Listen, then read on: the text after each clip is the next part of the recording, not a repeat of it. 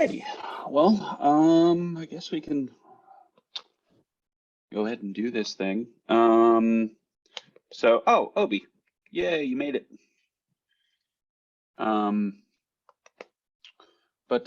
Cool. So I asked Tyler to join us to talk a little bit about POP, and I guess Thomas can do that as well, given he wrote it. Tyler, do you want to give us like an overview about like what POP is, where are we going to go, and then what's the like plan to transition some stuff like grains over to it? If Yeah. that's cool. So for the magnesium release, we're planning on, we are putting item Darwin and some item style collection of grains into salt. So what that means at a high level is that we are separating, or we are breaking up the monolith of core.py into OS or platform specific projects like item Windows, item Darwin, item Linux. And I just want to show it working real quick on a Mac. Yeah. So this is my item Darwin. This is the code. It's currently running. You can pip install item-Darwin right now, and it should mostly be a superset of the grains that you see in salt. There are a few grains like the salt version or the 0MQ version and a couple things that are salt specific that won't be included in this, but they will be when this is moved over into salt. And yeah, the goal is just hyper compartmentalization. The code for item Darwin is very organized. So when you come over here, we have all of the grains related to hardware in one folder, all of the network grains in one folder, rather than where it is in core.py, where it's just confusing when you have to go change something, edit it. You don't know what else it's going to affect. And so we think this organization and this hyper compartmentalization is going to benefit all the OSs. Another reason why we want to, why we're doing this, is then item Darwin, we can pass control of that completely over to the Mac working group. So then Wes, you would be a maintainer on the item Darwin repo, and you would be able, and you and people in the Mac working group would be able to review all the PRs into item Darwin. So that way you don't have to wait for those changes to get in, to pass through the core team and get into the next release of salt. Item Darwin would be able to release at its own cadence much quicker than the salt release. But the salt release will aggressively pin a specific version of item Darwin that it's going to use in salt. Another thing we're going to do is we're going to have the use of the new grains be gated in salt in the magnesium release. So that like the way grains are in core.py will stay static. Not accept any PRs into core.py. All new development of grains will be moved into item Darwin and all these item kernel platform specific projects. But core.py will stick around as item Darwin gains maturity and gets developments into it. So that's my brief overview of everything. I don't know how I explained, and if Tom wants to take a minute or if anyone has any questions on what I said already. So one of the questions was, what is POP? So POP is plugin oriented programming. And the idea there is that one of the big features, one of the things that is really great about Salt is just how pluggable it is. And so over the years, I tried to develop a standalone plugin system based on the Salt loader and iterated over it many, many times until I realized that I'd actually created a programming paradigm, not just a plugin system. And so plugin-oriented programming allows us and gives us all these really excellent foundational components that make writing pluggable software really, really simple.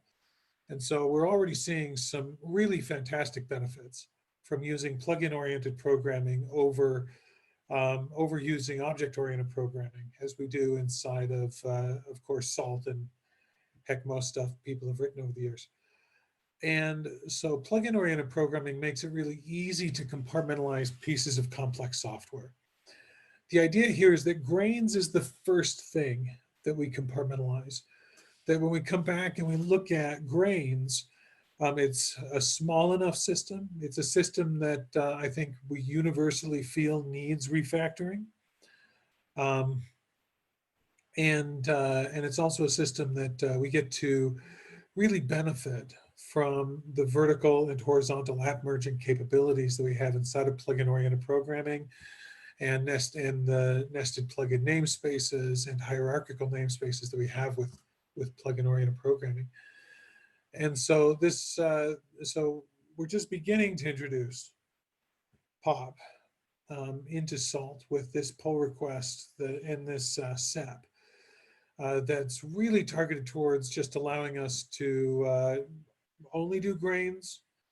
We're very confident that the grain system is working very well, but at the same time, of course, we want to step carefully into this new world.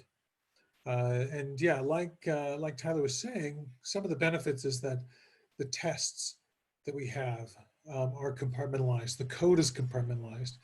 It's much easier to give full merge access to more people when you're giving it to them for specific components as opposed to the entire project. As we've seen that, well, we've seen some pretty crazy stuff get merged when we've given people too much access, and which is, yeah, which is why we keep Understandable. have to be restrained, unfortunately.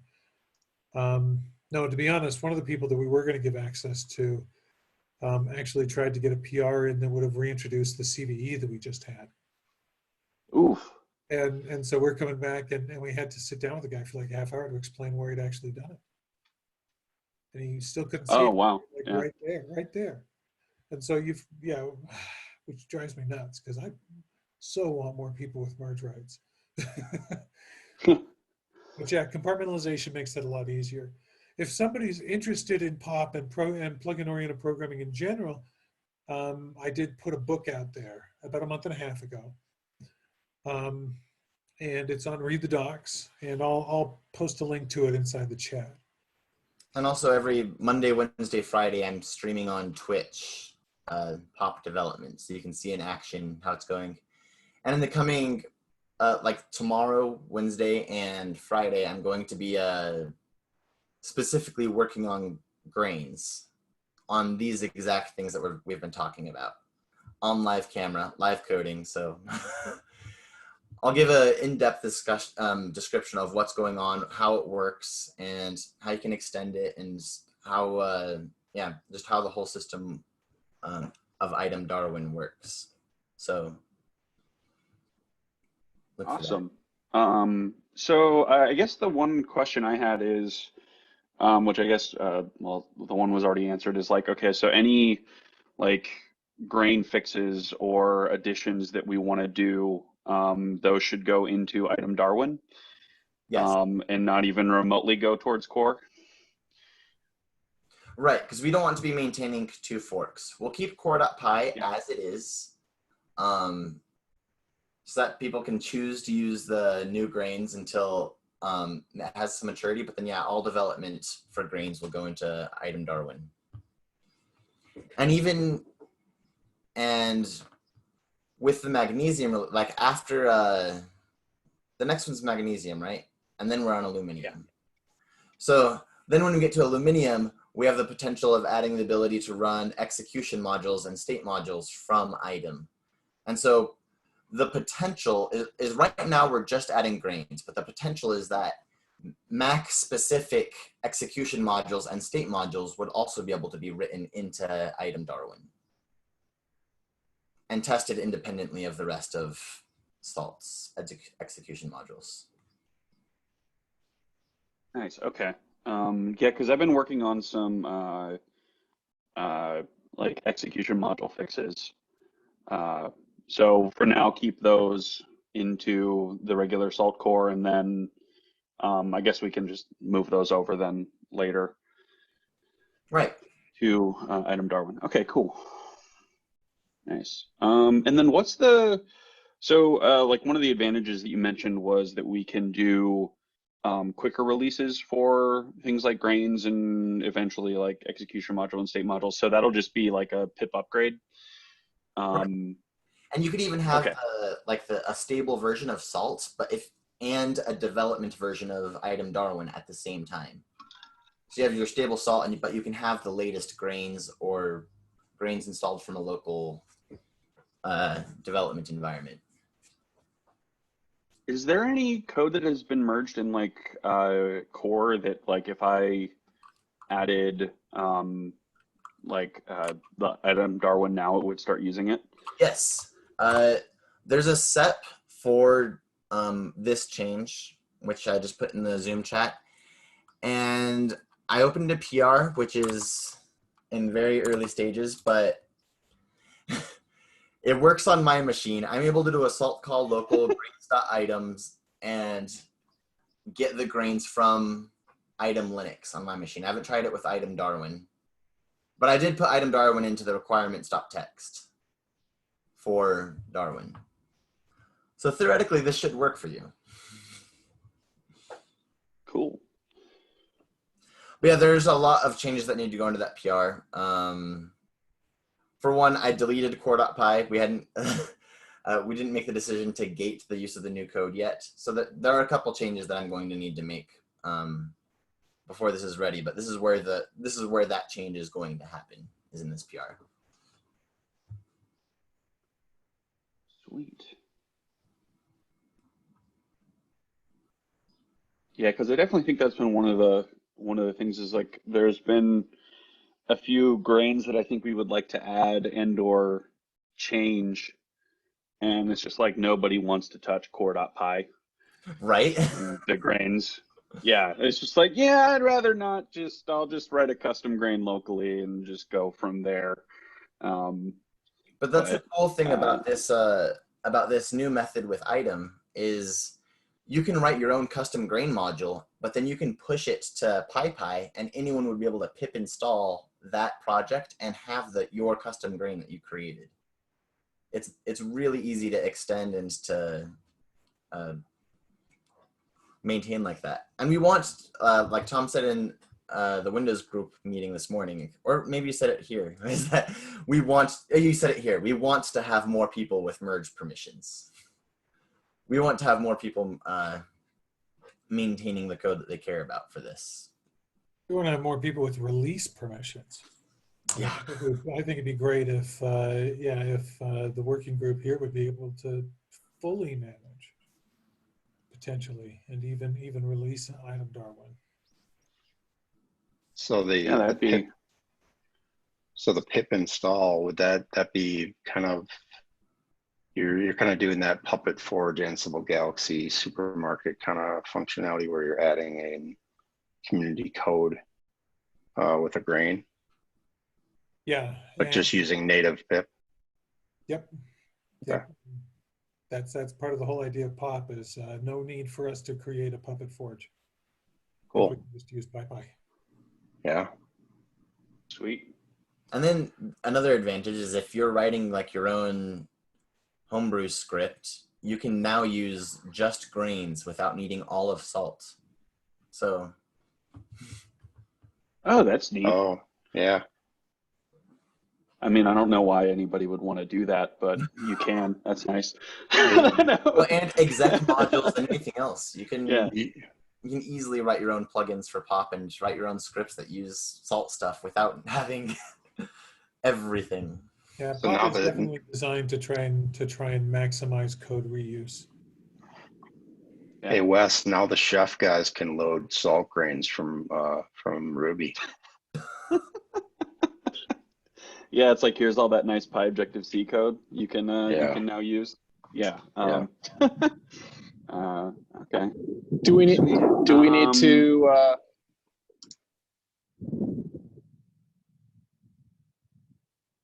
Go ahead, Che.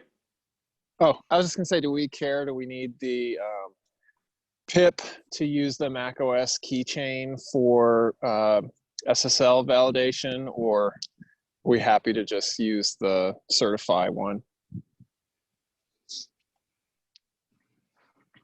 I would say that however somebody ends up using pip is up to them. Now, yeah, and it really just is whatever version of pip you've already got installed and whatever tool chain or certification you want to use. But with that said, I mean, I imagine on Mac it would be the pip that's with the vendored in Python that comes with the salt installer. yeah, so the thing I wanted to add is that we were trying to get this for Sodium, but we didn't quite get it in time. But we've got a project called Tiamat that makes single binaries of Python code. So that it's much more portable, and it works very, very well on Mac. And we've actually got it so that the Tiamat builds of Salt will ship with pip. So you can have a completely self-contained installation of Salt, and then pip install directly into that self-contained environment. So one thing I'll say from, being so I work at Target. So one of the joys of working in enterprises is you have things like proxies and things like that, right? So when I manage pip installations using Salt, I will provide I can't remember if it's CA or CERT, the argument to provide our CERT bundle to not have the SSL errors. So my recommendation would be make that something that I can define from my minion conf level or some kind of global level, so that those installs don't need that or can be baked in somehow. I mean, Shay's recommendation of the keychain may be a good one too. I've really used that functionality, but because otherwise you get SSL can't be verified, and you can do all this stuff by setting up pip properly or importing CAs or whatever. But in the case where somebody doesn't do that, maybe there's a way they can set it on the global level so it works for them. Are you using the pip state to do that, or how are you currently doing that? Yeah, I use the pip state. Pip state sounds horrible, by the way. Sounds like pipsqueak. You're gonna have to add a function into the pip execution module called squeak. Yeah, I'm just doing, let's see here.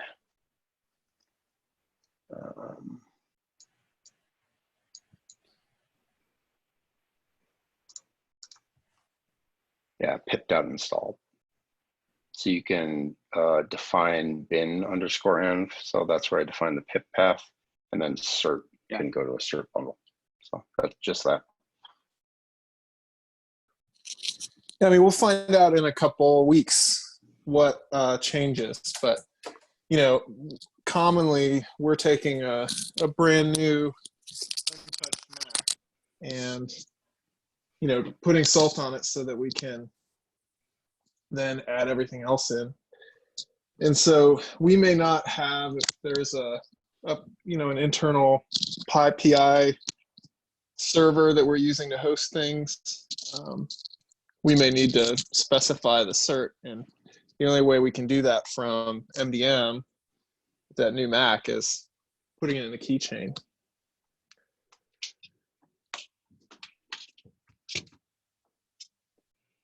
Yeah, I mean, you can include a cert bundle as well. So for most of our developers, they have cert bundles on their machines because they need them for other stuff like key stores and whatnot. So you can path to that or modify that pip, but I haven't tried the keychain method, but you trust MDM more than I do. I don't know if I'd say that. It works 100. Myself. I was gonna say it works 100% of the time when it works. Yeah, there you go. All right. Sweet. Any other questions, comments, concerns about POP and item Darwin? In case I missed it already, I haven't had a chance to dive into this stuff as much as I want to, but what's the relationship between the existing salt product and item and POP? So I know POP is a programming kind of paradigm for how they want to do stuff in the future, but how does item relate to salt, and will it be replacing salt, or is it like a feeding ground for upcoming revisions to salt? And Yeah, I could cover that. So item is a re-implementation of SALT's state system, but just the state system, built entirely on top of POP. Admittedly, I originally wrote it as really an experiment to see if plugin oriented programming could do what I wanted it to do. And that's a very, very complicated piece of code. It turned out quite nicely. And so what things really boiled down to is that item at this point is mostly being used to build our next generation Salt Cloud platform, because it's really, really good at being able to effectively do what Salt States does. But it's built entirely on top of Python 3.6 and higher. It has full support for async IO. It's significantly faster than the Salt State system, which I'm going to argue is saying a lot. And so item is not intended to replace Salt, though. We experimented a little bit with moving execution modules and state modules from Salt into item, but item is not perfectly compatible with how the Salt State system runs. It does preemptive compilation of the runtime instead of computing sequence during runtime, for instance. And we also determined that it would just be really painful to port all of the execution modules and states over. Whereas it wasn't that bad porting grains over, because they're a lot smaller. And so as we move forward,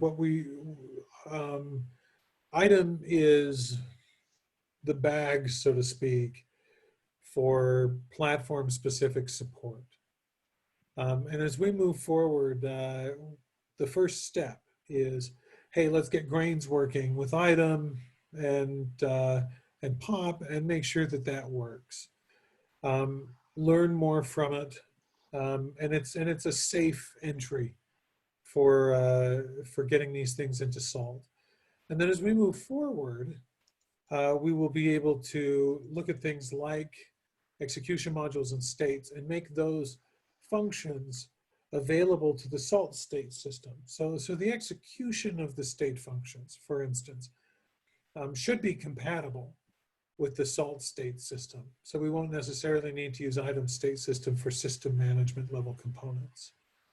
With the goal being that eventually we will be able to take most, if not potentially all, of the specific operating system support from Salt and put it into item Darwin, which would then mean that being able to test, update, and repair those issues inside of operating system specific components of Salt would be easier. But really it's one step at a time. Let's get grains in there. Let's see how it goes. Let's learn from this. And subsequently enable items execution modules to be called directly from Salt, bridge those things in one piece at a time. Does that answer your question?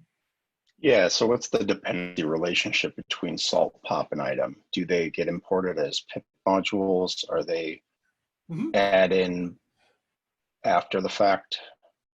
Yeah, so assuming that this set goes through all right, in the magnesium release of Salt, Salt is going to depend on POP. POP's not a very big library. Salt will then, for Mac installations, will depend on item Darwin. Item Darwin subsequently depends on item. Gotcha. Yeah, and so then Yeah, those that are makes some sense. components. Okay, cool. Yeah, I like it. I agree with Wes. I think it'll be a little easier to make platform specific changes without being afraid of core. And it'll change these working groups going forward then too, because then like with Wes having merge permissions and the working group being able to merge and release item Darwin at your own pace, it just means that you don't have to wait for the core team to review everything. And And the core team doesn't have to review everything. yeah. And you can require tests or have your own rules for how everything gets merged in. Like, it is completely in the control of the Mac working group, which is, I think, one of the other great benefits of this. Yeah, absolutely. Nice. And then with, I mean, I'm assuming it'll be as simple as just like updating the version number of item Darwin in like the core release whenever we do like new major releases and whatnot for Salt itself. Yep. Yeah. So for Salt, on a release by release basis, we will definitely want those to be pinned. We would not want someone to pip install Salt or try and create a build of Salt and arbitrarily get a different version, right? On a version by version basis, those should be pinned. But yes, as new versions of item Darwin come out, and subsequently for item AIX and item Linux and item SUSE, yeah, we would just update those pinned versions. Sweet. Sounds easy peasy. I like it. Yeah, sounds good. Squeezing of lemons. I was just real happy to see that async keyword in there when I started looking at it. So, oh yeah, and of course it's going to be fun. Yeah, everything with pop item and the new grains is built on async IO, and they are generated in parallel, so that they are significantly faster. Nice. Yeah, I'm looking forward to playing with that. It's going to be cool. I was kind of interested if just to hear about like what some of the transition is in terms of the testing suite overall. I know Wes especially is kind of embroiled in a lot of PR action right now, and it seems like there's kind of this transition from unit test to PyTest going on. Yeah. Just want to make sure that we kind of get the bigger picture as we keep contributing. And the goal is for in Salts, I believe, is for everything to move to PyTest eventually. And in item Darwin, everything already works in PyTest. There's a project called PyTest Pop specifically for testing pop projects, and I'm currently in the middle of a refactor of item Darwin so that it uses the latest method of testing pop projects in PyTest. But I should have that done by the end of the day and be able to hand off all of item Darwin over to you guys. Yeah, so if the Salt project is migrating to PyTest, that migration will take some time. We're going to have a duality of tests there for a little bit. But yeah, one of the nice things about compartmentalized projects is they can be tested in their own right. And the tests for item Darwin, for instance, take not but a few seconds. Yeah, that'll be great. Yeah, it really is. Yeah. Shay, I'm glad you know what you're doing because I'm just starting to get the hang of like unit tests. So, yeah, I mean, I think one of the things that I'll be interested to go back and look at how things have changed just in the last couple of months, because we had written our own just kind of PyTest setup to test our own internal execution modules and state modules and utilities. Because it just didn't seem like a good fit to try and copy them into the main Salt and run them with the Salt test runner. And maybe we're just doing it wrong. But I'll be interested to see how that changes as things are migrating. Yeah, we definitely want to compartmentalize testing as much as possible. And a lot of the effort we're going through right now is to try and figure out how to make that test suite go faster. And that's a sizable chunk of the motivation to better compartmentalize pieces of salt, so that they can be tested in their own right, as opposed to every PR having to wait for many hours before it can be merged. We've even seen on SaltStack's R&D team, when we have this hyper compartmentalization, our projects are releasing quickly. I'm pushing to PyPy daily for all of these different item and pop projects. Right, the pop approach awesome. allows us to have almost continuous delivery of releases, so that we can have just these ongoing, continuous. I mean, sometimes we can release these smaller pop projects 2 or 3 times a day, and fully test them and maintain compatibility, and everything works real nicely. Sweet. Got me all excited. Right. Yeah, no, yeah, Shay, let's let's start moving some of those shell outs in item Darwin over to Objective-C stuff. Do I have to write them in Go, or am I allowed to write them in Python now? Oh, of course, Python. Why would you Okay. want to write code, buddy? Well, you've been making me write Go all this last few days, so. Oh, makes a strong word.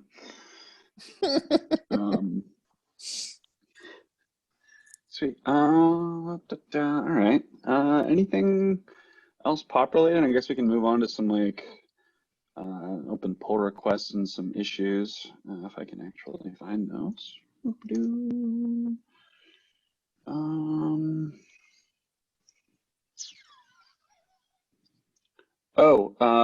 Brian, I don't know if you noticed or not, but for your signing of like Python 3 and all the salt like executables, Yeah. I found somebody was kind enough to basically write a massive script for Monkey to do all of that. And we should just be able to like just move that over and sign and notarize all the salt stuff once Shane gets the Apple developer stuff figured out. So Awesome. I was talking to Shane, and hopefully we want to do all these changes for Sodium's .1 release. Okay. So I'm not exactly, Sodium's like tomorrow, right? Woo! Hello, salt folks. Is that true? Am I lying? Barring any unforeseen issues, which are not yet seen, Sodium should release tomorrow. Sweet. Awesome. And then That includes your about- P list thing, right? Yeah. Your serialization. So, so you should be able to make and modify P lists with just using a file.serialize state, which will be super nice for like launch daemons and stuff like that. Mm-hmm. And I think that's the only big change.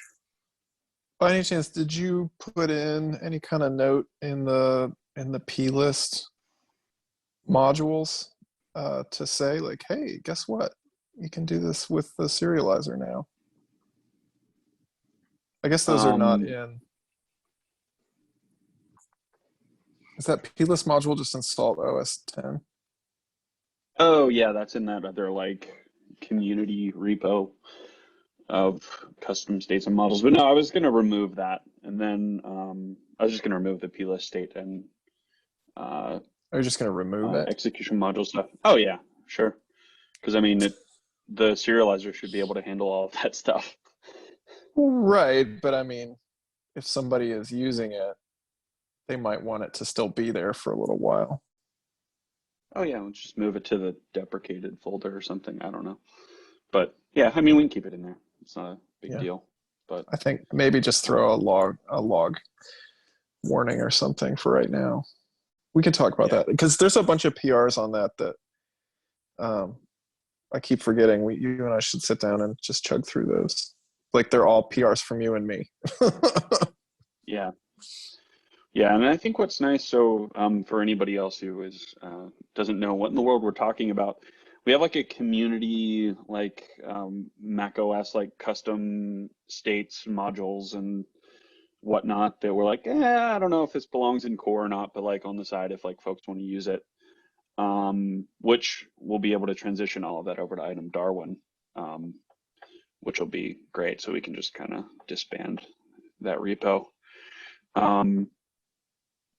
But so yeah, that's what Shay and I are talking about. But does anybody have any open questions or comments while I look through to find some of the links to these pull requests? I mean, I was going to say this would be an excellent opportunity given the membership of this meeting to try and figure out what kind of advantages having multiprocessing turned on would actually grant us for the masterless. Oh yeah. So for Thomas and Tyler, so a lot of our custom code uses the PyObjective-C library, which just gives you a bridge to Objective-C from Python, so you can use system APIs that might not necessarily have like a command line tool available to them. And one of the things that we had to do in order to like do that was to turn multiprocessing off because of a instability in the way Python forks, and then Objective-C not liking it, so it would cause a crash. That's been, and that was because multiprocessing was using the fork method. And with 3.8 in Python, all of that is moved over to using spawn to help alleviate any of that pain. And we were actually curious what, if like actually having multiprocessing on for like a salt minion, like provides any actual like real advantages, because it looks like states are still executed in like just a single, I don't want to say thread because I don't think that sounds right, but if that makes sense. Serially. Serially, yeah. Synchronously. I mean, isn't that because there's the core modules that's calling from Python aren't taking advantage of multiprocessing? So to be honest, I'm kind of we've done a lot of work to make sure that that turning off multiprocessing does work in Windows. I'm kind of surprised that it works as well as you're describing, to be honest. When a lot of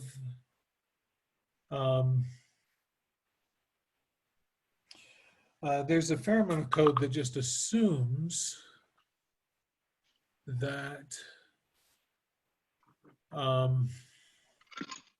what is it? A lot of code that just assumes that multiprocessing is turned on, and that namespaces will not be preserved across job executions.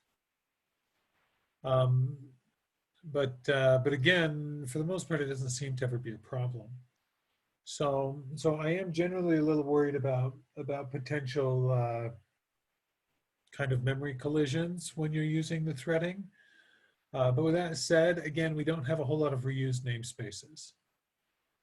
So, I mean, along those lines, things should be fine. I think that the follow-up would be that personally, I would really like to make a process spawn option. I mean, that's been one of those things I've wanted to do for a long time.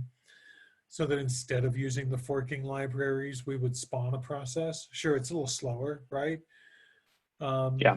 Because you've got anywhere from about 80 to 200 milliseconds of Python runtime initialization overhead whenever you spawn a process. But yeah, I mean, with that said, that would still be a potentially viable option. Yeah, Pedro has a PR open to move macOS over to defaulting to spawn that he's working on before 3.8 comes into play. All right. Well, if there's anybody who knows process space as well, it's Pedro. Huh, good. Yeah.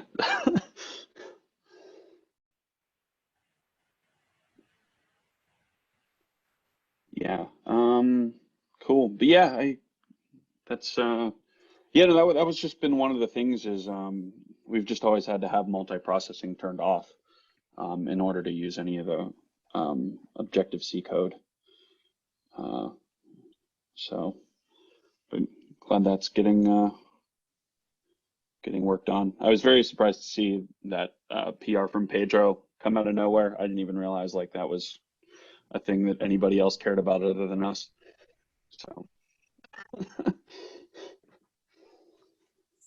Hey Wes, I'll bring up one thing that's just I'll just drop it in here, but this came out last week.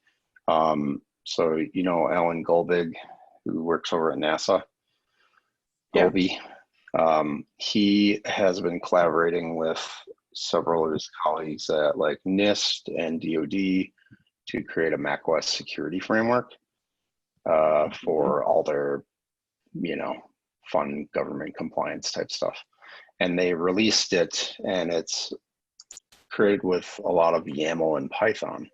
So when I saw that, I was like, oh, maybe it would be interesting to turn that into something that's more akin to that. So not a priority or anything, but if anybody's interested or working in that space right now, that looked kind of interesting to me. So I plan to take a look at it here once I get a little more time. But it looked like it could be kind of something cool. Yeah. Is So that along the lines of Apple, NIST, and NASA, and then DoD all worked on this together, I guess. It's for what's the spec? NIST 800-53, which is a compliance framework. Yeah, that's interesting because we have been working with NIST as well. Yeah, so I mean that's, and you know, being it's government, so they open sourced it here, but there's enough of the similar technology here that I'm like, I bet this could be reworked into something stateful with Salt.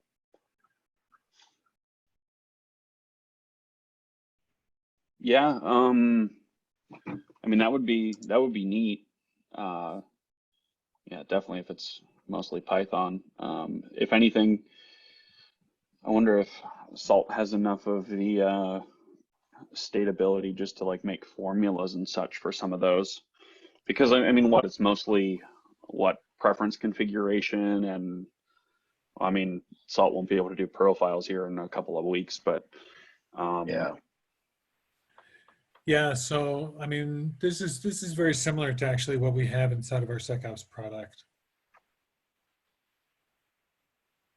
Yeah, I was wondering about that because I know there was like isn't like Salt Stack set up for like CIS compliance on like Windows already, where you can just like turn all that stuff on automatically? Yeah, so our SecOps product has support for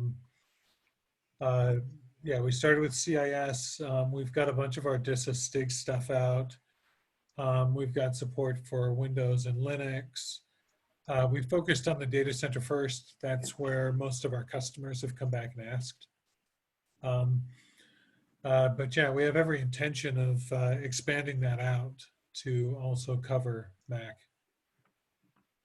And yeah, we are working directly with NIST and the DoD. Cool. Cool. Yeah, because is anybody in here? I don't know. I don't know if Tommy is using, Tommy, are you doing macOS server stuff, or are you doing clients?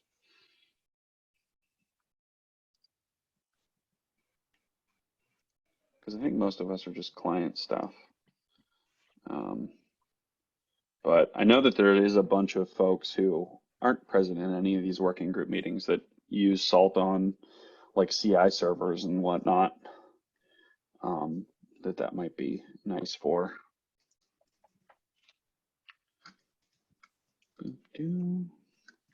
But yeah, Brian, we could probably work on something and just throw that into at least. I mean, put the formulas out there, but if there's any like core states or execution modules that need done, we could just throw them into item Darwin whenever that gets to that point. Yeah, I was gonna Sounds say, good. we're talking with our SRE team right now to actually Yeah. use those repos and give access. So make sure you have, do you have a GitLab account, Wes? Oh, that's right. It's all on GitLab. Yeah. Oh yeah, yeah, that's a good question. What's why the move, or is that like I mean, We just need to move it so it's not using our runners and environment variables, exposing those to the outside world. So we're just moving it into a new location that is intended to be maintained by the community. And once that's done, then we'll give you maintainer access, and then you can manage who does what in item Darwin. You'll have full control. nice.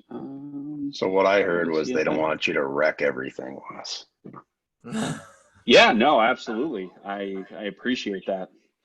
Yeah, and really what it boils down to is that it was in a namespace inside of GitLab that has access to things like secret keys and access to our to proprietary software, and so it's a lot easier to just totally separate those out.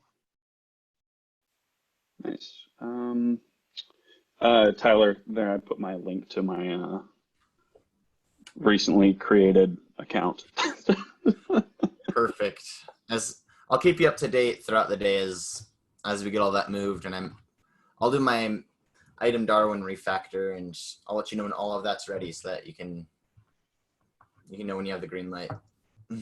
Cool. Yeah. Yeah, it'd be great if we could add the all the working group members to that. So again, it'd be nice.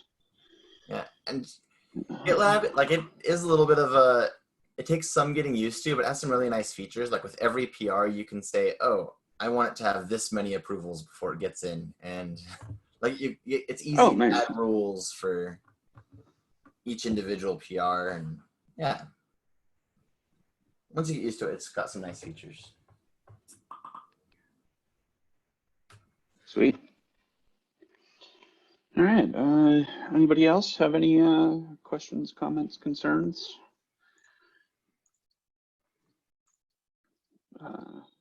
Huge thanks for Thomas and Tyler for dropping by. Much appreciated. Thanks for letting us take over a giant chunk of your meeting. No, it's great. It's Tyler, awesome. the Majora's Mask in the background. That's so Yeah. cool. Not to pivot, but Glad you noticed. yeah, just noticed that one. But yeah, seriously, guys, thank you so much for stopping by. I think we're all excited for the introduction of Pop, especially in macOS. Yeah, for sure. Sweet. Yep. Hopefully it lives up to my goals. Yeah. You spent a couple of years working on Pop, didn't you? I mean, if all things together, I guess I've been working on Pop for the last 9 years. Wow. Um, Awesome. yeah. So it is fairly well thought through.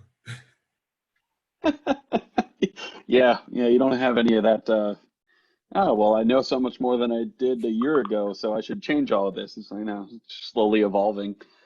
Yeah, pop itself is actually the 6th iteration of me trying to build what it is. Nice.